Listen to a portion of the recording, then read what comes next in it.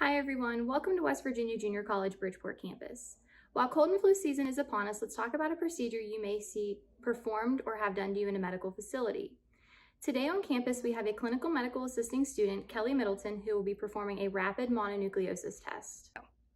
Hi, I'm Kellie Middleton, and I have my patient with me today, Mackenzie Wright, and I'm going to be performing a rapid mono test.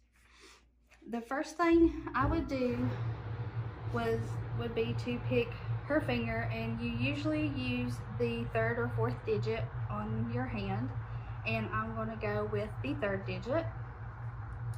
And I'm going to use my alcohol pad and clean her finger.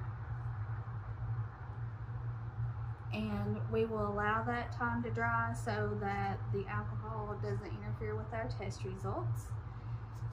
And while doing that, I'll get all my other stuff together.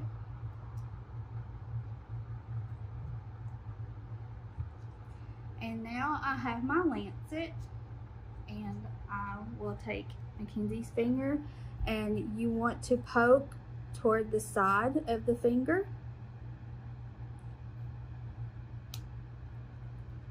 And what you want to do is the first drop of blood, you want to wipe it off. And we take our pipette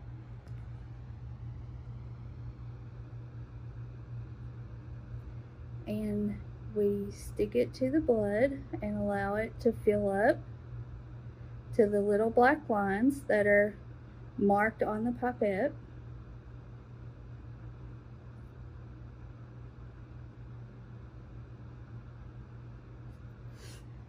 And I will place a gauze over Mackenzie's finger for her to hold on there. And I have my mono cassette here, and so we will squeeze the blood onto the cassette, making sure that it's coated.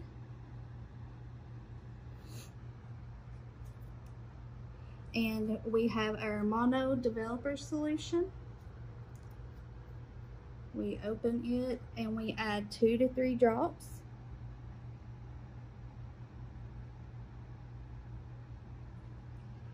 And we allow it to sit for 5 to 10 minutes so that we can get our test result.